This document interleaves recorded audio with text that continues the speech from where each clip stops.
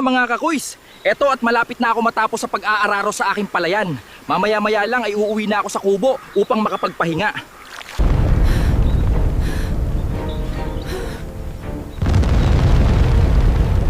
Mga kakuys, ano kaya ang bagay na yon? Tara puntahan natin!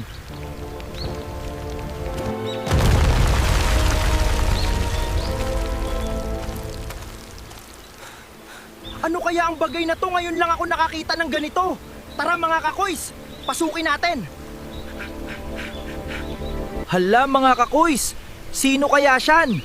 Tara, at tulungan natin!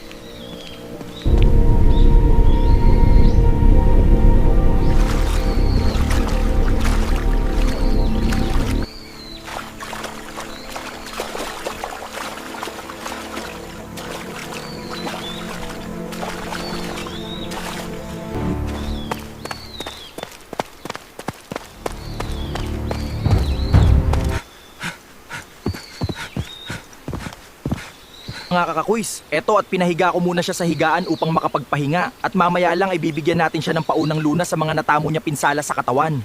Ito, at tapos ko na siya mabigyan ng paunang lunas. Pupunasan ko na ang kanyang buong katawan at papalitan natin ng damit. Ayan, tapos ko na siyang mabihisan ng kasuotan. Aantayin ko na lang na magkamalay siya para matanong ko kung ano ang nangyari sa kanya. Mga kakuys, sana gumaling siya agad dahil ako ay napapaisip pa din hanggang sa ngayon sa mga nangyari. Pero sa ngayon, kailangan ko muna balikan ang pinahayarihan. Kailangan ko muna itago pansamantala ang sasakyang ginamit niya.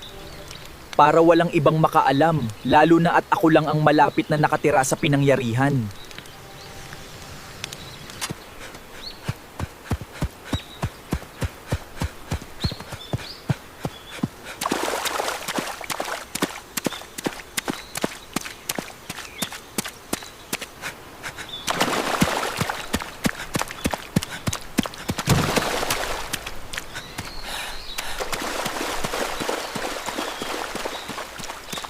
Mga kakuys, eto at tatabunan ko muna pansamantala ang sasakyang ito.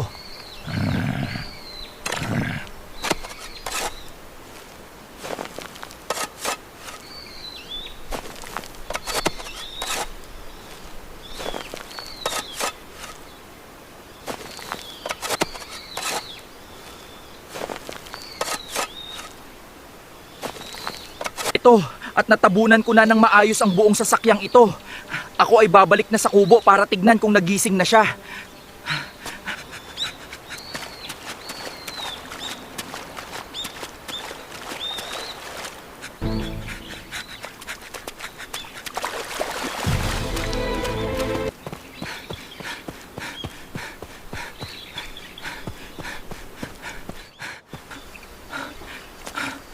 Titignan ko po muna siya sa loob kung nagising na.